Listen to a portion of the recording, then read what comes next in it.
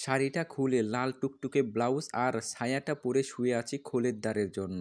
ঠিক একটু পরে সুন্দর একটা ছেলে আমার রুমে আসে। জিজ্ঞেস করলাম, তোর বয়স কত? আমার বয়স যতই হোক সেটা বলাটা প্রয়োজন মনে করি না। ও, কিন্তু আমি যে আমার বয়সের ছোটদের সাথে শারীরিক সম্পর্কে যাই না।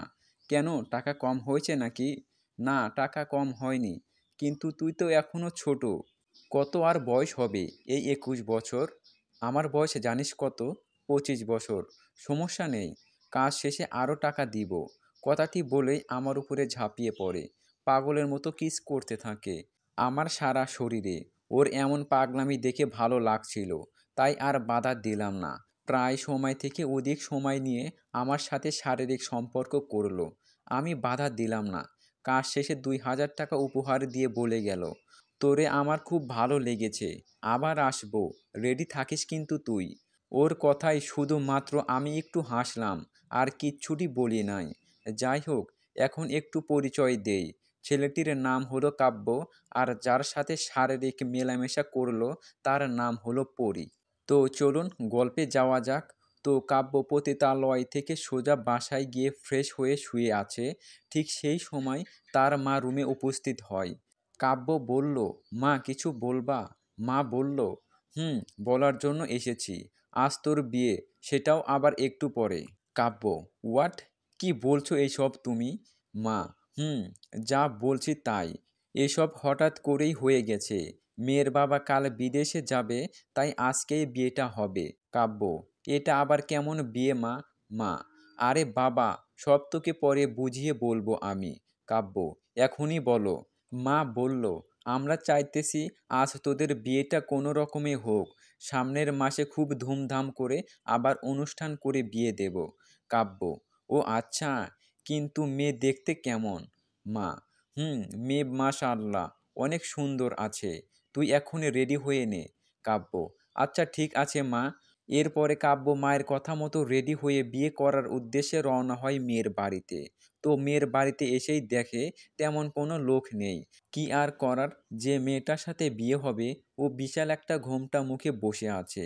এরপরে কাব্যকে সেখানে বসিয়ে কাজে তাড়াহুড়া করে বিয়েটা সম্পূর্ণ হয়। বিয়ে শেষে বউকে নিয়ে কাব্য সব ওর বাবা মা বাড়িতে নিয়ে আসে। কাব্য ভাবতেই পারতেছে না এই 2-3 ঘন্টার মাঝে কি থেকে কি হয়ে গেল। সব যেন মাথার উপর দিয়ে চলে গেল। তো বাসায় আসার পরে বউকে কাব্যর রুমে নিয়ে যাওয়া হয়। বেশ কিছুক্ষণ পরে মা বলল, কী রে কাব্য, তুই এখনো বাহিরে কি করিস? ভিতরে যা, বৌমা অপেক্ষায় আছে। কাব্য বলল, যাচ্ছি মা। এটা বলেই কাব্য রুমের ভেতরে চলে আসে। কাব্যর মনে শুধু একটাই প্রশ্ন, আল্লাহ, বউ জানি কেমন। রুমের ভেতরে আসার সাথে সাথেই কাব্যর বউ এসে কাব্যর পায়ে সালাম করে। এতে কাব্যও খুশি হয়। এরপরে যখন কাব্য বউয়ের ঘোমটাটা খোলে, সাথে সাথেই কাব্য খুব বড় একটা শক খায়। কাব্য, এই তুমি এখানে কেন? তুমি তো দেহ ব্যবসা করো। এটা বলেই কাব্য ওর মা বাবাকে ডাকতে থাকে। বাবা মা ওর ডাক শুনে তৎক্ষণাৎ সেখানে চলে আসে। মা বলল, কি হয়েছে, এমন চিৎকার করছিস কেন?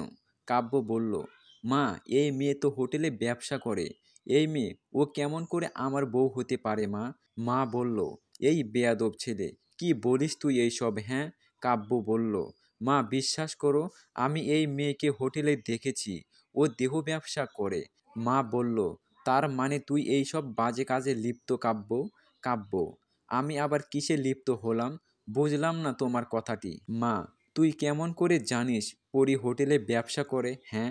কাব্য, আসলে হয়েছে কি মা? কথাটি শেষ হতে না হতেই পরি বলে ওঠে, মা, আপনার ছেলে আমাকে এইভাবে মিথ্যা অপবাদ দিচ্ছে, এটা কিন্তু আমি মানতে পারবো না। কাব্য, এই মেয়ে, একদম নাটক করবি না। তোর সাথে আজকেই আমি। মা, এই আজকেই কি, হ্যাঁ? পরি, আপনার ছেলে যে এমন, বিয়ের আগে কেন বলেন নাই? আমি বাবাকে ফোন দিতাছি, বাবা এসে আমাকে নিয়ে যাবে। মা, না মা, ফোন করা লাগবে না। আমার মনে হয় কি কাব্য তোমার সাথে মজা করতেছে। কাব্য, মা, আমি সত্যি মজা করতেছি না, আমি সিরিয়াসলি, এই মেয়ে খারাপ কাজে নিয়োজিত আছে। মা ঠাস করে একটা চর মেরে বলল, আর একটি যদি বাজে কথা বলিস, আমার থেকে খারাপ কেউ হবে না। এটা বলে কাব্যর মা রুম থেকে বাইরে এসে দরজা লক করে দেয়। কাব্য বলে, এই মেয়ে, তোমার সত্যি পরিচয়টা দাও। পরি, আশ্চর্য, আমি আবার কিসের পরিচয় দেব? হ্যাঁ, আমার পরিচয় হলো আমি পরি, আর এখন আপনার বউ। কাব্য, না, আমি এটা মানতে পারবো না। তুই আমার বউ হতে পারিস না। পরি বলল, আপনি কি আমার সাথে মজা করেন? কাব্য বলল, মজা করব কেন? হ্যাঁ, সব ভুলে গেলি? আমার সাথে যে হোটেলে শারীরিক সম্পর্ক করে ৩,০০০ টাকা নিলি। পরি বলল, আপনি যদি আর একটা বাজে কথা বলেন তো আমার থেকে খারাপ কেউ হবে না। কাব্য, তোর মতো খারাপ মেয়ের সাথে আমি থাকতে পারবো না। আমি তোকে ডিভোর্স দেব। কথাটি বলার সাথে সাথে পরি ঠাস করে একটা থাপ্পড় দেয় কাব্যকে। পরি ঠাস করে চড় মেরে বলল, তোর অনেক কথা শুনেছি, আর শুনতে চায় না। তুই কি ডিভোর্স দিবি? আমি তোকে ডিভোর্স দেব। তোর মতো খারাপ ছেলের সাথে আমি থাকতে চাই না। কাব্য, আমি খারাপ না, তুই খারাপ, সেটা ভালো নিজেই তুই জানিস। পরি বলল, যে ছেলে দেহের চাহিদা মেটানোর জন্য হোটেলে গিয়ে তৃপ্তি মিটিয়ে আসে, তার ব্যবহার কেমন হবে সেটা আমার জানা আছে। কাব্য, আমি ভাবতে পারলাম না তোর মতো মেয়েকে আমার মা বাবা কেমন করে পছন্দ করলো। পরি, এটা তোর সৌভাগ্য যে আমি তোকে বিয়ে করছি। যদি জানতাম তোর চরিত্র এমন, আমি কখনোই বিয়ে করতাম না। কাব্য, আমি তোর সাথে কোনো কথা বলতে চাই না। চুপ করে থাক, আমি এখন ঘুমিয়ে যাব। এটা বলেই বিছানায় গিয়ে শুয়ে পড়ে। সাথে সাথে পরিও গিয়ে তার পাশে শুয়ে পড়ে। কাব্য, এই মেয়ে, তুই কি চাস? হ্যাঁ, তোর দেখে লজ্জা শরম বলতে কিছুই নেই। পরি, লজ্জা নেই মানে? কাব্য, কাব্য, লজ্জা থাকলে কি আমার পাশে এসে শুইতি? লজ্জা নেই বলেই তো পাশে শুইছিস। কথাটি শোনা মাত্রই পরি বিছানা থেকে উঠে পড়ে আর সোফায় গিয়ে শুয়ে পড়ে। কাব্যর কত স্বপ্ন ছিল বাসর রাত নিয়ে। একসাথে রাতে চাঁদ দেখবে, দুজন দুজনের চোখের দিকে তাকিয়ে থাকবে, সব যেন ভেসে গেল পানিতে। পরি বলল, এই যে একটি কথা বলি। কাব্য, কি কথা? পরি, আপনি কি সত্যি সত্যি এই সব করেছেন, নাকি আমার সাথে প্র্যাঙ্ক করতেছেন? কাব্য, আমাকে দেখে কি মনে হচ্ছে প্র্যাঙ্ক করতেছি আমি? পরি, ওহ ঠিক আছে। আবার কাব্যের মনে পড়ে তার বন্ধু হাসিবের কথা। কারণ এই হাসিবই বলেছিল এই হোটেলে এই মেয়েটা সেই সুন্দর আর অনেক ভালো দেয়। ওর কথা মতো গিয়েছিলাম মেয়েটার সাথে পরকীয়া করতে। এখন সেই মেয়েটা নিজের বউ হবে ভাবতে পারেনি। আবার যদি হাসিব দেখে যে হোটেলের ব্যবসা করা মেয়েটা আমার বউ, তবে তো সব কিছু শেষ। এলাকায় মুখ দেখাতে পারবো না। এইসব হাজারো চিন্তা করতে করতে কাব্য ঘুমিয়ে পড়ে সেই রাতে। তো পরের দিন সকালবেলায় পড়ি উঠে গোসল করে কাব্যের জন্য চা নিয়ে আসে, কিন্তু এসে দেখে কাব্য এখনও ঘুমিয়ে আছে। কাব্যকে একটু জ্বালানোর জন্য পরি নিজের ভেজা চুলগুলো ওর মুখের ওপরে দিয়ে একটু নাড়াতে থাকে। ঠিক একটু পরে কাব্য জেগে যায়। ঘুম ঘুম চোখ নিয়ে কাব্য বলতে থাকে, কাব্য, এই কি হচ্ছে? পরি, কই কিছু না তো। কাব্য, একদম আমার কাছে আসার চেষ্টা করবি না বলে দিলাম কিন্তু।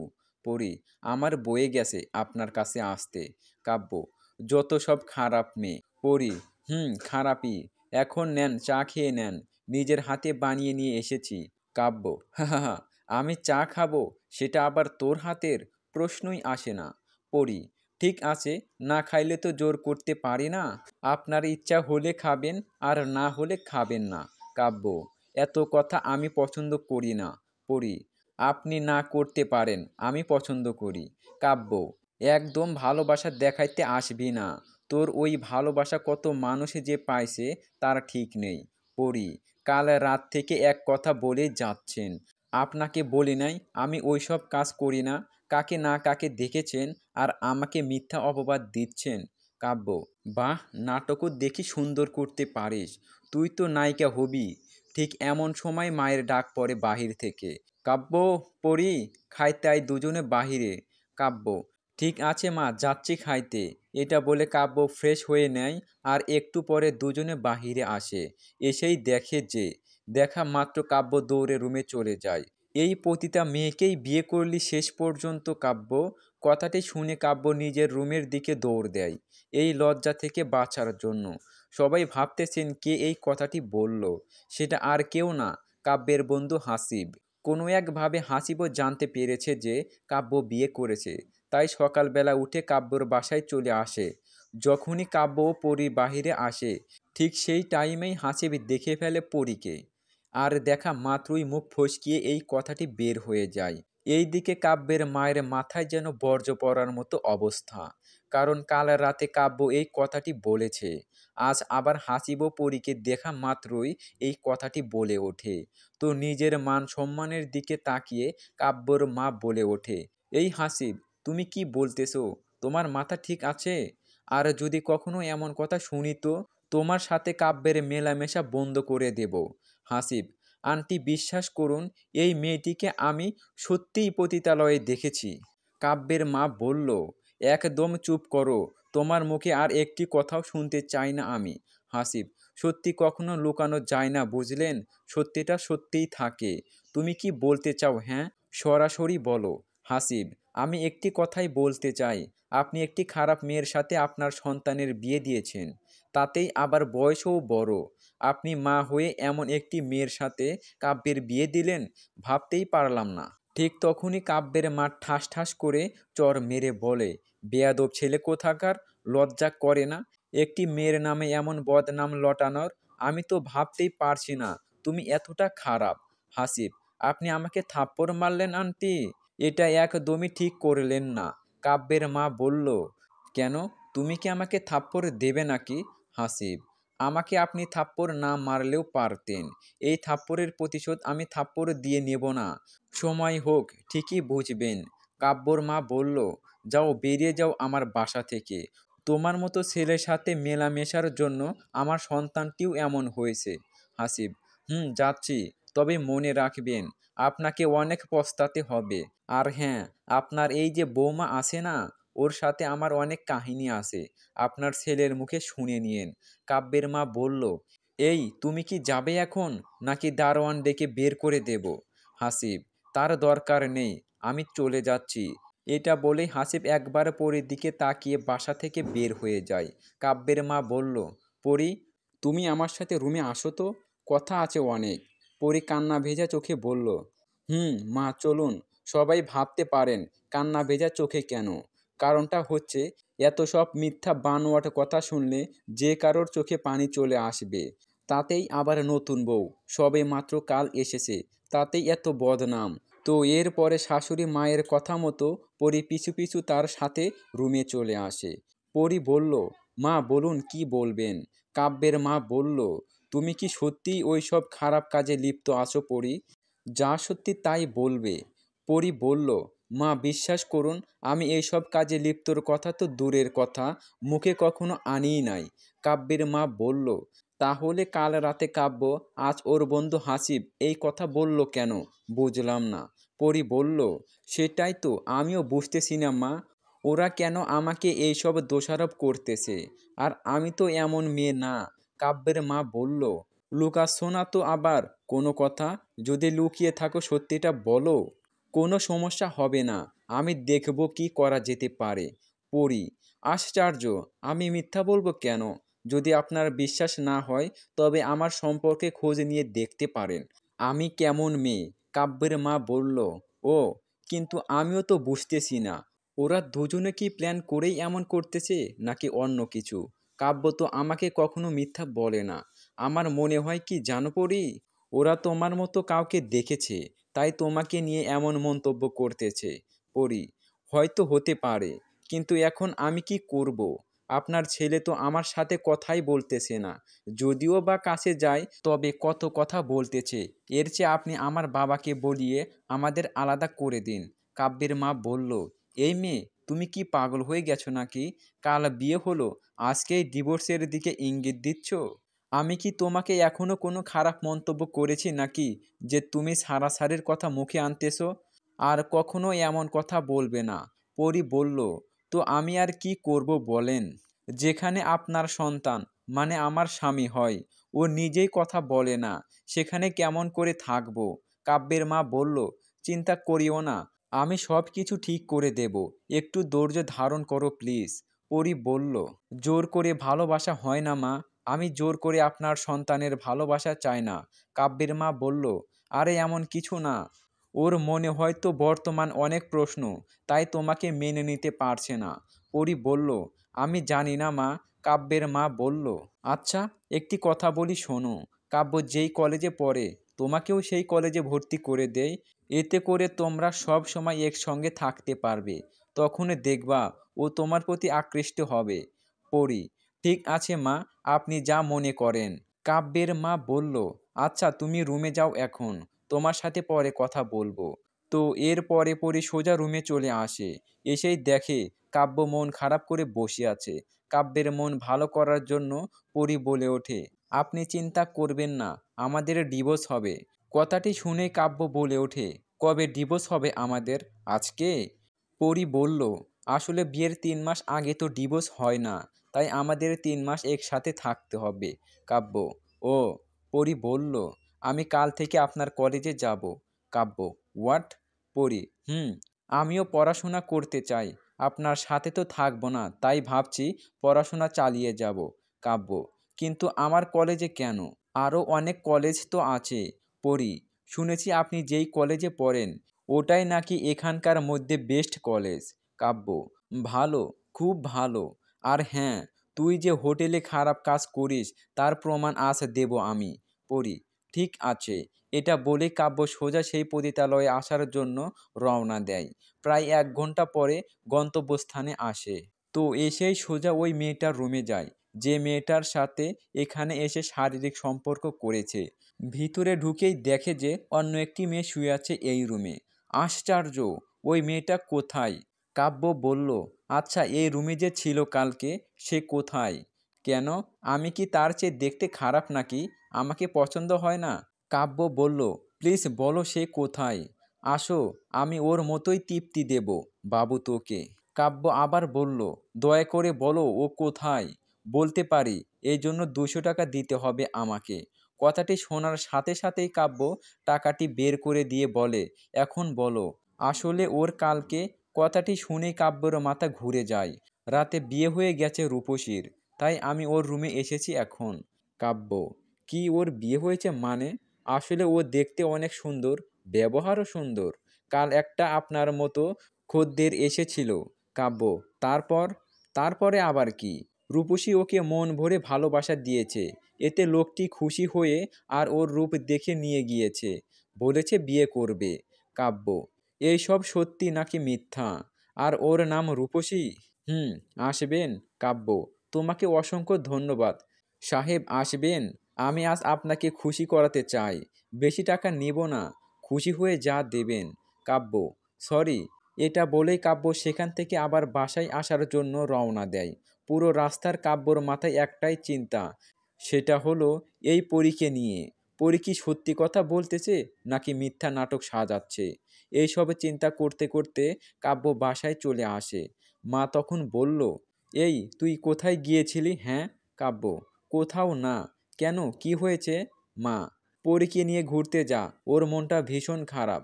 কাব্য, খারাপ তো আমি কি করব শুনি? আমি মন ভালো করার ওষুধ নাকি?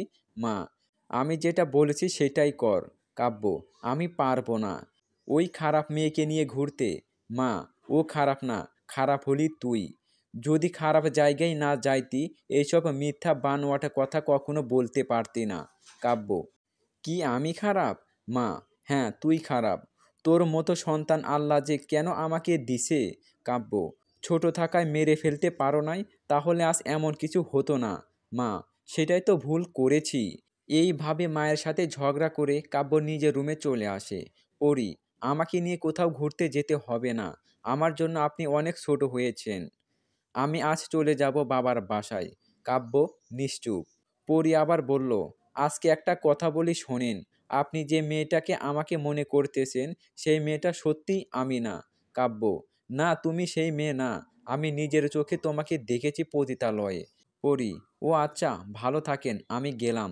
এটা বলে যখন পরি যাইতে ধরবে ঠিক তখনই কাব্য পেছন থেকে হাতটি টেনে ধরে। কাব্য পরীর হাত ধরায় সাথে সাথেই পরীর শরীরটা যেন কম্পন দিয়ে উঠল। পরি, কি হলো, হাত ধরলেন যে? কাব্য, আপনি এখানেই থাকেন, মা এমনি অনেক মন খারাপ করে আছে, আপনি চলে গেলে আরও মন খারাপ করবে। পরি, কিন্তু আপনার যে সমস্যা হচ্ছে এখানে। কাব্য, হোক, আমি ম্যানেজ করে নেব। পরি, পরি, ঠিক আছে। তো এভাবেই কেটে যায় একটি মাস। কাব্য পরির সাথে কথা বলে না, পরি নিজেই এসে বলে। তখন উত্তরটা শুধু দেয়। সকালবেলা কাব্য ঘুম থেকে উঠে খাওয়া দাওয়া করে যখনই কলেজে বের হবে, এমন সময় ওর মা চলে আসে আর বলে, কাব্য দাঁড়াও, আজ পরিও কলেজে যাবে। কাব্য, মা মাথা গরম করিও না তো, আজ 1 মাস পরে কলেজে যাচ্ছি, এমনি মনটা খারাপ। মা, পরি কলেজে ভর্তি হয়েছে। কাব্য, ও আবার কবে ভর্তি হলো বুঝলাম না। মা, আমি কাল তোর স্যারের সাথে কথা বলেছি, ওকে ভর্তি করে নিয়েছে। কাব্য, তো এখন আমি কি করব?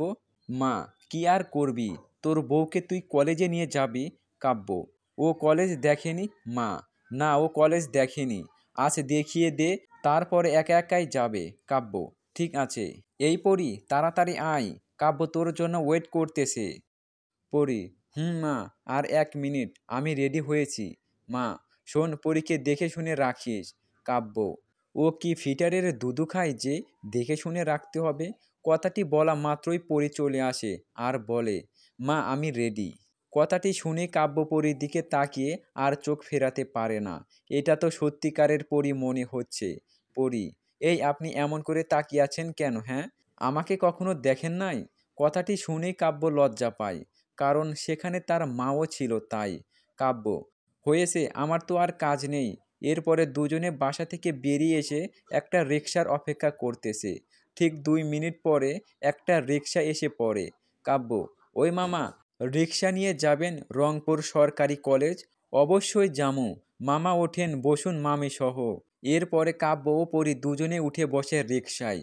বেশ কিছু দূর যাওয়ার পরই দেখা হয়ে যায় সেই হাসিবের সাথে। পরি, আপনি এই ছেলের সাথে কথা বলবেন না। কাব্য, কেন? পরি, এই ছেলে আপনার মাকে সেই দিন অপমান করেছে। কথাটি শুনে কাব্য একটু অবাক হয় আর ভাবতে থাকে কি করবে। শেষমেশ চিন্তা করে কথা বলবে না, কারণ যে আমার মাকে অপমান করেছে তার সাথে আবার কিসের কথা। যখনই রিকশাটি হাসিবের সামনে দিয়ে যাচ্ছিল, ঠিক সেই সময় হাসিব বলে ওঠে, কি মামা, বউ নিয়ে ব্যবসায় যাচ্ছিস নাকি?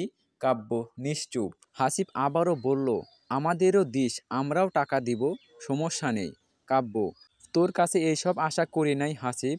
হাসিব, হাহা, বিয়ে তো করেছিস একটা হোটেলের বেচ্ছাকে, যেন ভাব নিচ্ছিস মনে হচ্ছে পরিমণিকে বিয়ে করেছিস। এই কথাটি শুনেই কাব্য রিকশা থেকে নেমে হাসিবের কলার ধরে। কাব্য, আর একটি কথা যদি বলিস, তোর ওই মুখটা মুখের জায়গায় থাকবে না, বলে একটা ধাক্কা দেয় হাসিবকে। পড়ি, এই আপনি উঠে পড়ুন, কলেজে দেরি হচ্ছে। এইসব রাস্তার ছেলেদের সাথে কথা না বলাই ভালো। তো পরীর কথা মতো কাব্য আবার রিকশায় উঠে পড়ে। আর রিকশাওয়ালা মামা রিকশা চালাইতে থাকে। একটু দূরে যাইতেই হাসিব চিৎকার দিয়ে বলে ওঠে, তুই যে একটা পতিতালয়ের মেয়েকে বিয়ে করেছিস, সেটা আমি ভাইরাল করব, ওয়েট কর। এইদিকে কাব্য আর কান না দিয়ে মন খারাপ করে বসে থাকে। বেশ কিছুক্ষণ পরে যখনই কলেজের সামনে রিকশাটি যাবে, আর সেই সময় কাব্য বলে ওঠে, মামা এখানেই দাঁড়াও। পড়ি, কলেজ তো আরও একটু দূরে দেখা যাচ্ছে, এখানে নামবেন কেন? কাব্য রিকশা থেকে নেমে রিকশাওয়ালাকে টাকা বুঝিয়ে দেয়। কাব্য, মামা ওকে কলেজের সামনে গিয়ে নামিয়ে দিও। পরি বলল, এই আপনি কোথায় যাবেন, হ্যাঁ? কাব্য বলল, এই এত পেঁচাল পারবি না, তোর কারণে আমার সব মান সম্মান শেষ। আমি চাই না তুই কলেজে আমার মান সম্মান শেষ কর। কলেজের কেউ যেন না জানে তুই আমার বউ। কথাটি শুনেই পরীর মনটা খারাপ হয়ে যায়। কাব্য, কিরে কথা বুঝেছিস? পরি, ঠিক আছে, আমি কাউকে কখনো বলবো না, আমরা দুজনে স্বামী স্ত্রী। কাব্য বলল, মনে থাকে যেন, যদি বলিস খুব খারাপ হবে বলে দিলাম। এই মামা নিয়ে যাও ওকে। এরপরে রিকশাওয়ালা মামা পরীকে কলেজের সামনে এসে নামায় দেয়। যখনই পরী কলেজে ঢোকে, সবাই এক দৃষ্টিতে ওর দিকে তাকিয়ে থাকে। ঠিক একটু পরে কাব্যও কলেজে ঢোকে, আর সাথে সাথেই দেখতে থাকে পরীকে সবাই ফলো করতেছে। একটু দূরে যেতে না যেতেই কাব্যর একটি বন্ধু বলে ওঠে কাব্যকে, কাব্য ওই দেখ, সেই একটা মাল আমাদের কলেজে এসেছে। উফ কি সুন্দর দেখতে। এই কথা শুনে কাব্য কি বলবে ভেবে পাচ্ছে না। ঠিক সেই সময় পরীর দিকে তাকাতেই দেখতে পাই যে, এই যে, আই লাভ ইউ, আমি আপনাকে প্রথম দেখাতেই প্রেমে পড়ে গেছি, তাই প্রপোজ করলাম। পরী কলেজে ঢোকা মাত্রই যে এমন কিছু ঘটবে কাব্য ভাবতে পারেনি। পরী, সরি, আমি তো আপনাকে চিনলাম না। আর হঠাৎ করে প্রপোজ করার মানেটাই বা কী? আপনি নতুন এই কলেজে, তাই না? পড়ি, নতুন। কিন্তু কেন? আসলে আপনাকে দেখেই আমার এতটা পছন্দ হয়েছে যে আর একটু লেট করতে পারলাম না। তাই সোজা এসে প্রপোজ করলাম। পড়ি, ও ভালো। এখন বলেন অ্যাকসেপ্ট করবেন কি না? পড়ি, সরি। মানে আমি তো আপনাকে ভালোবাসি, পছন্দ করি। এখন আপনার বলার পালা। পড়ি, কি বলবো আমি? আমাকে ভালোবাসেন কিনা সেই কথাটা। পড়ি, থাপ্পড় চিনোস থাপ্পড়? থাপ্পড় দিবেন মানে? এত বড় সাহস আপনার আমাকে থাপ্পড় দিবেন? কথাটি শেষ হতে না হতেই পরি কষে একটা থাপ্পড় বসিয়ে দেয়। পরি ঠাস ঠাস করে থাপ্পড় মেরে বলল, এখন ভালো লাগতেছে নাকি আরও ২টা দেব? পরের এমন ব্যবহার দেখে পুরো কলেজ তো অবাক। কারণ প্রথম দিন এসেই থাপ্পড়, না জানি আরও কত কিছু করবে। কাব্যর বন্ধু বলল, বন্ধু দেখছোস কি সাহস মালটার, দিল থাপ্পড় বসে প্রপোজ করাতে। কাব্য, আরে বাদ দে মামা এইসব। বন্ধু বলল, বাব্বা শয়তানের মুখে দেখে রাম নাম। কাব্য, এই শালা আমি শয়তান? আমি ভদ্র ছেলে বুঝেছিস? বন্ধু বলল, সেটাই এই প্রথম দেখলাম ভাই আমি, তুই ভদ্র। কিন্তু কেন যে আসিস সেটাই বুঝলাম না। তবে আমি নিশ্চিত তুই কিছু একটা ভেজাল পাকাইছোস। কাব্য, আরে তেমন কিছু না। বন্ধু বলল, ভাই মেয়েটা তো আমাদের দিকে আসতেছে রে, মনে হয় তোকে পছন্দ করছে। এই দিকে আসা দেখে কাব্য একটু ভয় পায়। কারণ যদি কিছু উল্টাপাল্টা বলে বসে এখানে, তবে মান সম্মান সব শেষ। কাব্য, আরে চুপ থাকবি তুই? এরই মধ্যে পড়ি এসে জিজ্ঞেস করে, কাব্যকে উদ্দেশ্য করে বলে, আচ্ছা আমাদের ক্লাসরুমটা কোনটা ভাইয়া? এই কথা শুনে কাব্য একটু নড়ে চড়ে ওঠে, কারণ পরি সোজা ভাইয়া বলে ডাকলো। কাব্য, উপরের তলায় গিয়ে ডান দিকে যেই রুমটা ওটাই আমাদের রুম। পরি, ধন্যবাদ ভাইয়া আপনাকে। কাব্য, ঠিক আছে। পরি, আমি এই কলেজে নতুন তো, তাই কিছু চিনি না। আমার নাম পরি, আপনার নাম কি ভাইয়া? কাব্য ভাবতেছে, এই পরি আবার কি নাটক শুরু করলো রে বাবা। কাব্য, আমার নাম কাব্য। পরি, বাহ অনেক সুন্দর নাম। আচ্ছা ভাইয়া, আসি, পরে কথা হবে কোনো এক সময়। কাব্য, আচ্ছা। যখনই পরি একটু দূরে সরে গিয়েছে ঠিক সেই সময় কাব্যর বন্ধু বলে ওঠে, দেখ মামা, আমি কিন্তু নিশ্চিত তোদের প্রেম হয়ে যাবে। এখন আমাকে ট্রিট দে। কাব্য, এই শালা চুপ করবি তুই? বন্ধু বলল, মামা আমি কিন্তু প্রেম বিশেষজ্ঞ, এই মুখ দিয়ে যাই বলছি তাই হয়েছে। বেটা কলেজে কত ছেলে আছে, তাদের কাছে না গিয়ে তোর কাছে এসেছে, তার মানে তোরে মেয়েটা একটু পছন্দ করেছে। কাব্য, ভাই তুই কি এখন একটু চুপ করবি? যদি চুপ না করিস তবে আমি এখান থেকে চলে যাচ্ছি। ঠিক আছে চুপ করছি। বন্ধু বন্ধু ডাকতে আর ভালো লাগতেছে না, এর নাম দেওয়া যাক একটা, এর নাম হলো রাজ। কাব্য, নদীর কি খবর রে? রাজ, নদীর সাথে কালে দেখা হয়েছিল, ও তোকে পছন্দ করে। কাব্য, কে নদী বলেছে তোকে? রাজ, নদী বলেছে। ও ক্লাসরুমে আছে চল। কাব্য, আচ্ছা চল। তো এরপরে রাজ ও কাব্য দুজনেই ক্লাসরুমে চলে আসে, কিন্তু এসেই দেখে যে নদী পরীর সাথে বসে আছে। রাজ, ডাক দিব নাকি নদীকে? কাব্য, না এখন থাক। তখন কাব্যকে লক্ষ্য করে নদী কি যেন বলতেছে পরীকে, আমার দিকে তাকিয়ে। নদী, এই পরী, ওই দেখো ছেলেটা, ওর নাম কাব্য। পরী চিনেও না চেনার একটু ভান করলো। নদী, নদী, ওই যে টিয়া কালারের শার্ট পরে আছে, ওর নাম। পরী, ও এইবার দেখেছি, কিন্তু কি হয়েছে? নদী, ওকে আমি অনেক ভালোবাসি, ও আমাকে অনেক পছন্দ করে। এই কথাটি শুনেই যেন পরী থ হয়ে গেল, মনে হচ্ছে আকাশ থেকে পড়ল। পরী বলল, কতদিনের সম্পর্ক তোমাদের? নদী বলল, দুজন দুজনকে পছন্দ করি, কিন্তু কখনো বলি নাই, তবে আজ বলবো ভেবেছি। পরী বলল, ও। নদী বলল, অনেক সুন্দর না ছেলেটা? পরী, অনেক সুন্দর, তোমার সাথে সেই মানাবে। নদী, শোনো, আজ ওকে আমি ভালোবাসার কথা বলবো, সাথে তুমিও থাকবে। পরী, আরে আমি কেন থাকবো বলো? নদী বলল, তখন আমি ভয় পাবো না, মনে একটা শক্তি থাকবে। পরী, না আমি পারবো না। নদী, আরে সমস্যা কি থাকলে? হ্যাঁ, আমি বলবো তুমি আশেপাশে থাকবে, তুমি তো বলতেছো না। পরী, ঠিক আছে। নদী, সত্যিই থাকবে আমার সাথে? পরী, থাকবো। নদী, ধন্যবাদ তোমাকে। শোন, টিফিন পিরিয়ডে বলবো এখন ক্লাস করি। তো এরপরে সবাই ক্লাস করতে থাকে। এই দিকে পরীর মনে যেন শান্তি নেই।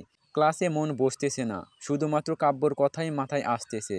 তবুও মন খারাপ করেই ক্লাস করতে থাকে। এই ভেবে দেখতে দেখতে টিফিন পিরিয়ড চলে আসে। নদী, এই পড়ি, টিফিন পিরিয়ড হয়েছে, চলো এখন বাহিরে যাই। পড়ি, চলো। এই বলে দুজনে বাইরে চলে আসে। এসেই দেখে যে কাব্য ও তার বন্ধুরা বাইরে আড্ডা দিতেছে।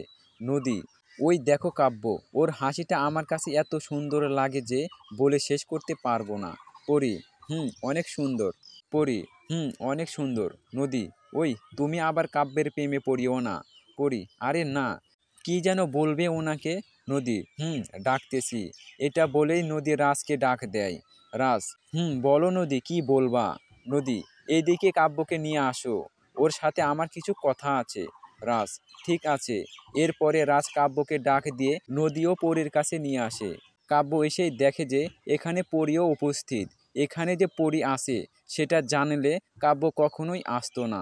তো পরীকে দেখা মাত্রই কাব্য আবার পিছনে আসতে থাকে। ঠিক সেই সময় নদী কাব্যের হাতটি ধরে ফেলে। নদী, এই কাব্য, কোথায় যাচ্ছ। কাব্য, আমার কাজ আছে। কেন ডাকছো সেটা বলো।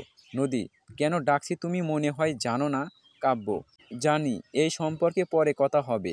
নদী, না, এখনই কথা হবে। কাব্য, বলো কি বলতে চাও।